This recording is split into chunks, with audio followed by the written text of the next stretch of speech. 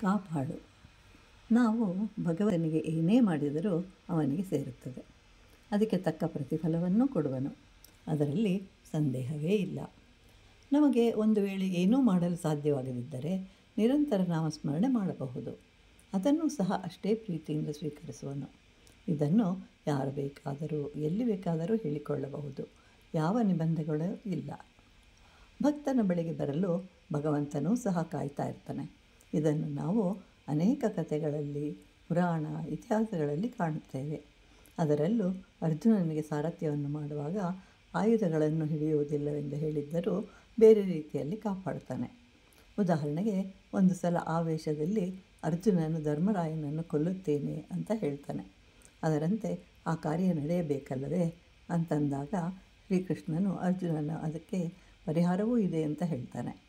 ಯಾರಾದರೂ ತಮ್ಮನ್ನು ತಾವು ಆತ್ಮಸ್ತುತಿ ಮಾಡಿಕೊಂಡರೆ ಅದು ಆತ್ಮಹತ್ಯೆಗೆ ಸಮ. ಅದೇ ರೀತಿಯಾಗಿ ಪರರನ್ನು ನಿಂದಿಸಿದರೆ ಅವರನ್ನು ಕೊಂದಂತೆ ಅಂತ ಹೇಳ್ತಾನೆ ಶ್ರೀಕೃಷ್ಣ.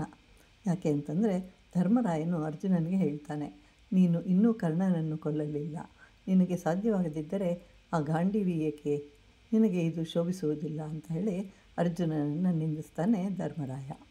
ಯಾರು ಇಂತಹ ಮಾತುಗಳನ್ನು ಮಾತನಾಡುವರೋ ಅವರನ್ನು ಕೊಲ್ಲುವೆನು ಅಂಥೇಳಿ ಶಪಥ ಮಾಡಿದ್ದಾನೆ ಅರ್ಜುನ. ಆಗ ಕೃಷ್ಣನು ಧರ್ಮರಾಯ ಮತ್ತು ಅರ್ಜುನನಿಗೆ ಆತ್ಮಸ್ತುತಿ, ಪರನಿಂದನೆಯನ್ನು ಹೇಳಿ ಅವರಿಬ್ಬರ ಸಂಕ್ಷೋಭ ನಿವಾರಣೆಯನ್ನು ಮಾಡಿ ಅರ್ಜುನ ಹಾಗೂ ಧರ್ಮರಾಯನನ್ನು ಉಳಿಸ್ತಾನೆ.